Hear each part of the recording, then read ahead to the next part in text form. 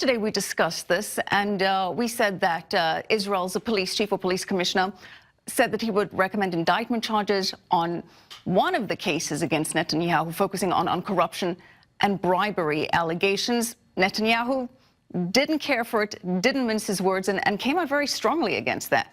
Yes, and today there was another reaction, but just for our viewers, we'll explain. We're talking about what is called Case 1000. There are multiple cases against Netanyahu, 1,000, 2,000, 3,000, 4,000, and that's it.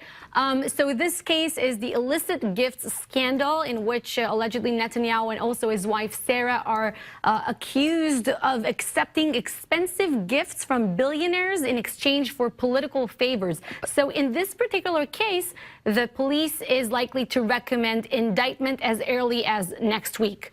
So today, Netanyahu came out with what Israeli media called an unprecedented attack on Israel's police.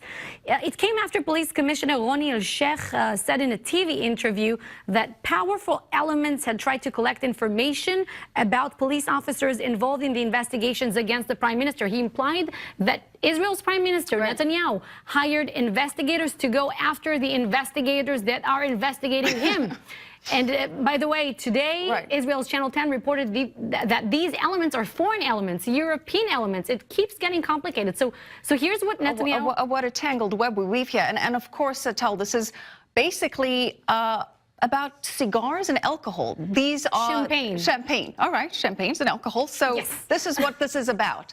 Getting some cases of champagne and cigars, this particular case. Well, what Netanyahu is saying, Michelle, is that the Israel's police is biased against him, that they're interested in toppling him, and not through the ballot boxes, but through the judicial system. And I want to go back to the sentences we saw before. It really much resonates that what we're seeing here with the Russia probe. Netanyahu was saying the real question is the integrity of the investigation. This is what he posted on his Facebook. Well, it does seem like there are some synergies between Netanyahu and Trump, and perhaps that close relationship between Trump and Netanyahu is the reason that Netanyahu is now suspending marijuana exports to the U.S. What's that about? That's a good point and a very interesting story that was reported by Israeli media today. Apparently, there was a plan in Israel to export medical marijuana and be a vanguard, a pioneer in this field. Only Canada, that's the only country as for now that is doing so.